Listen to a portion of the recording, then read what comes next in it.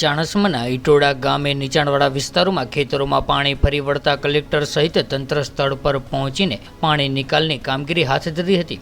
ગુજરાત રાજ્યની અંદર હવામાન વિભાગે કરેલી આગાહીને પગલે વરસાદ વરસી રહ્યો છે, ત્યારે ગત રાત્રિના દરમિયાન વરસેલા વરસાદને કારણે ચાણસ્મા તાલુકાના ઇટોડા ગામની આજુબાજુ આવેલા 5 જેટલા ગામોના ખેતરોમાં ભરાયેલા પાણી ઓવરફ્લો થઈને ગામ તરફ વળતા વરસાદી પાણી ઇટોડા ગામમાં નજીકમાં આવેલા ઘરોમાં પહોંચવાની તૈયારીમાં હતા।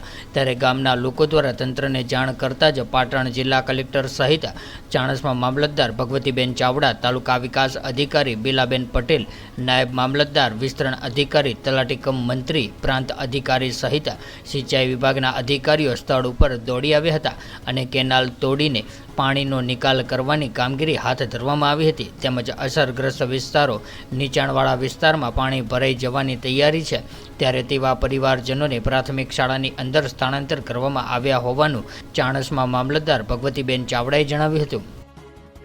ત્યારે ભારે વરસાદની આગાહીના કારણે ચાણસ્મા તાલુકામાં જે વરસાદ થયેલો જેના કારણે આજુબાજુના ગામોનું પાણી ઇટોડા ગામમાં આવી ગયું હતું, જેની તલાટી અને માજી સરપંચ અને ગામ લોકોની રજૂઆત અમને મળી, જેના કારણે અમે તાત્કાલિક અહીંયા આવી ગયા હતા। માન્ય કલેક્ટર સાહેબ, માન્ય અધિકારી, નિવાસી કલેક્ટર, માન્ય પ્રાંત અધિકારી સાહેબે અહીંયા આવીને અમને એનું માર્ગદર્શન મળ્યું અને તાત્કાલિક એ પાણીનું જેસીબી દ્વારા જે ગામમાંથી કેનાલ પસાર થઈ રહી હતી એ કેનાલમાં પાણીનો નિકાલ કરવામાં આવ્યો છે।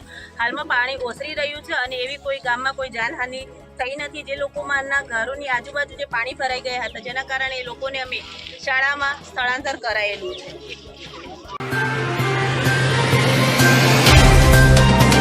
तो व्हाट्सएप, ट्विटर, फेसबुक, इंस्टा जहाँ भी आपका अकाउंट है, इसे शेयर बटन के द्वारा वहाँ पर शेयर करें।